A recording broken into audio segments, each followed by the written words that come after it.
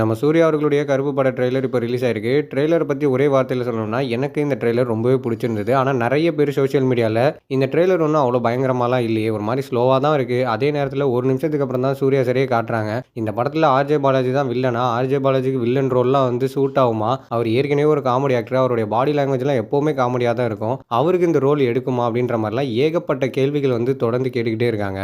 ஆனா இந்த மாரி கேள்வி கேட்ட எல்லாருமே ஒரு விஷயத்த மறந்துட்டு தான் இந்த கேள்விய கேட்டிருக்காங்கன்னு நெனைக்கிறேன். ஏன்னா நம்ம தமிழ் சினிமால நெறைய காமெடி ஆக்டர்ஸ் வந்து பார்த்தீங்கன்னா, நெறைய சீரியஸான ரோல்ஸ் பண்ணி ஆடியன்ஸ் கிட்ட இருந்து பாசிட்டிவ் ரெஸ்பான்ஸையும் வந்து வாங்கியிருக்காங்க.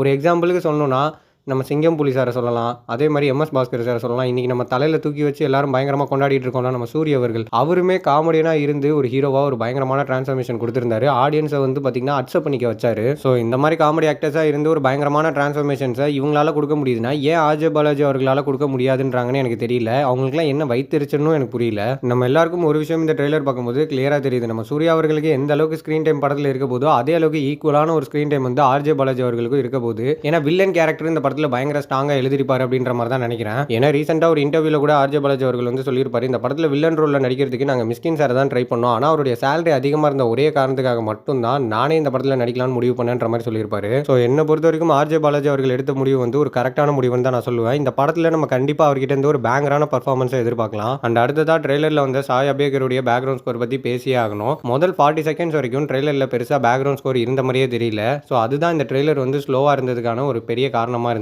ஆனா ஆஃப்டர் 40 செகண்ட்ஸ்க்கு அப்புறம் தான் ட்ரெய்லர் எலவேட்டே ஆக ஆரம்பிச்சது. ஸோ ட்ரெய்லர் எலவேட் ஆனதுக்கு அப்புறமா சாய் அபியகருடைய பேக்ரவுண்ட் ஸ்கோர் வந்து பயங்கரமா இருந்ததுன்னு தான் சொல்லணும். ஏன்னா ட்ரெய்லர்ல ஃபர்ஸ்ட் 40 செகண்ட்ஸ்க்கு அப்புறம் வந்த 2 நிமிஷம் ஃபுல்லாவே வந்து பார்த்தீங்கன்னா, பேக்ரவுண்ட் ஸ்கோர் வந்து பயங்கரமா இருந்தது. அவ்வளோ வெரைட்டி ஆஃப் லேயர்ஸ் வந்து உள்ள இருந்தது. அது எவ்வளோ பேருக்கு தெளிவா வெளியில கேட்டுச்சுன்னு தெரியல. ஆனா நீங்க ஹெட்செட் வேர் பண்ணி கேட்டிருந்தீங்கன்னா, உள்ள அவ்வளோ லேயர்ஸ் இருந்தது. ஸோ ஹெட்செட் வேர் பண்ணி ட்ரெய்லர் பார்க்கும்போது, ட்ரெய்லர்ல வந்த பேக்ரவுண்ட் ஸ்கோருடைய சவுண்ட் மிக்சிங்லாம் பயங்கரமா இருந்தது. உங்களுக்கு எப்படி இருந்தது அப்படிங்கிறத கமெண்ட்ல மென்ஷன் பண்ணுங்க. ஆனா ஃபர்ஸ்ட் 40 செகண்ட்ஸ் வந்து ட்ரெய்லர்ல பெருசா பேக்ரவுண்ட் ஸ்கோர் இல்ல. ட்ரெய்லர் பொறுமையா போன மாதிரி தான் இருந்தது. அதுதான் அந்த ட்ரெய்லருக்கு ஒரு நெகட்டிவா எல்லாருமே சொல்றாங்க. ஆனா என்ன பொறுத்த வரைக்கும் ஆர்ஜே பாலாஜி அந்த மாதிரியான ஒரு ட்ரெய்லரை கட் பண்ணி தந்ததுக்கான ரீசன் என்னவா இருக்கும்னா, ஆல்ரெடியே சூர்யா சார் வந்து ஆடியோ லான்ச்ல வந்து தெளிவா சொல்லியிருந்தாரு. அதை எத்தனை பேர் கவனிச்சிங்கன்னு தெரியல. அதாவது சூர்யா சார் வந்து என்ன சொல்லியிருப்பாருன்னா, நான் படம் பார்த்தவங்க எல்லார்கிட்டயுமே கேட்டேன். அவங்க எல்லாருமே வந்து அதிகமா சொன்ன ஒரு பதில் என்னன்னா, ஃபர்ஸ்ட் ஹாஃப் வந்து எமோஷனலா இருந்தது. ஆனா செகண்ட் ஹாஃப் வந்து அதுக்கு ஆப்போசிட்டா அப்படியே பயங்கர பேங்கரா இருந்ததுன்ற மாதிரியான ஒரு விஷயத்த ஆடியோ லான்ச்ல சூர்யா சார் வந்து தெளிவா சொல்லியிருப்பாரு. ஸோ அதுக்கு ஆப்டடான ஒரு ட்ரெய்லரை தான் ஆர்ஜே பாலாஜி அவர்கள் கட் பண்ணி கொடுத்துருக்காரு. படத்துடைய ஃபர்ஸ்ட் ஹாஃப் வந்து கண்டிப்பா ஸ்லோவா எமோஷனலா தான் இருக்க போகுது. செகண்ட் ஹாஃப் பயங்கர பேங்கரா அந்த பாட்டுல ஒரு லிரிக்ஸ் வருமே, அதாவது தாலடி அடாவடின்ற மாதிரி பயங்கர அடாவடியான ஒரு செகண்ட் ஹாஃபா இருக்கும்னு நம்புவோம். ஸோ அதுக்கு ஏற்ற மைண்ட் செட்ல நம்ம இந்த படத்தை பார்க்கறது நல்ல விஷயம்னு நான் சொல்லுவேன். ஆனா ஒரு விஷயம் நம்ம கிளியரா புரிஞ்சுக்கலாம், இந்த படத்துல நிறைய எலிவேஷன் சீன்ஸ் இருக்குன்னு நினைக்கிறேன். ஒரு எலிவேஷன் சீன்ஸ் வந்து தியேட்டர்ல கிளிக் ஆகணும், ஆடியன்ஸோட கனெக்ட் ஆகணும். அந்த டைரக்டருடைய ரைட்டிங், ஆக்டருடைய ஸ்கிரீன் பிரசன்ஸ் இது எல்லாத்தையும் தாண்டி மியூசிக் டைரக்டருடைய பேக்ரவுண்ட் ஸ்கோர் வந்து பயங்கரமா இருந்தா மட்டும் தான் எலிவேஷன் சீன்ஸ்லாம் வந்து பார்க்கும்போது கிளிக் ஆகும். ஸோ அந்த மாதிரியான எலிவேஷன் சீன்ஸ்லாம் கருப்புல ஈஸியாவே கிளிக் ஆகும்னு நினைக்கிறேன். அண்ட் அடுத்ததா ஜி.கே. விஷ்ணு சாருடைய சினிமோட்டோகிராஃபி ஒர்க் பத்தி பேசி ஆகணும். ட்ரெய்லர்லயே அவருடைய கேமரா மூவ்மெண்ட்ஸ் எல்லாமே சூப்பரா இருந்தது. ஒரு ஃப்ரேம்லயும் எல்லாருமே வந்து பாத்தீங்கன்னா மனுஷன் அவ்வளோ அழகா காமிச்சிருந்தாரு. ஃபைனலா the one Suriya sir. So Suriya அவர்களுடைய கம்பேக்காக வெயிட் பண்ணிட்டு இருக்கிற ஆட்களில் நானும் ஒரு ஆள். ஸோ அந்த மனுஷனுடைய பர்ஃபார்மன்ஸ் பற்றியோ ஸ்க்ரீன் பிரசன்ஸ் பற்றியோலாம் நம்ம பேச வேண்டிய அவசியமே இல்லை. கண்டிப்பாக இந்த கருப்பு படத்தில் அவர்கிட்ட இருந்து ஒரு வெறித்தனமான பர்ஃபார்மன்ஸை நம்ம எதிர்பார்க்கலாம். அண்ட் நிறைய பேர் இந்த ட்ரெய்லருடைய லாஸ்ட்டில் ஒரு ஃப்ரேம் ஒன்று வந்திருக்கும். அந்த ஃப்ரேமை பார்த்துட்டு இவர் வந்து ராகவா லாரன்ஸாக தான் இருக்க போகிறாரு, இல்லை கார்த்தியாக இருக்க போகிறாருன்னு சொல்லிட்டு சோஷியல் மீடியாவில் வந்து பயங்கரமாக வந்து பேசிகிட்டு இருக்காங்க. ஆனால் என்னை பொறுத்த வரைக்கும் அது கண்டிப்பாக சூர்யா சாராக தான் இருக்கும்னு நினைக்கிறேன். ஏன்னா படத்தில் அவர் தாங்க கருப்பு, அதனால அவர் தான் கருப்பு சாமியாக இருக்கிறதுக்கான வாய்ப்புகள் அதிகம். ஸோ வேற யாரும் அந்த ரோலில் இருக்கிறதுக்கான சான்சஸ் கிடையாது.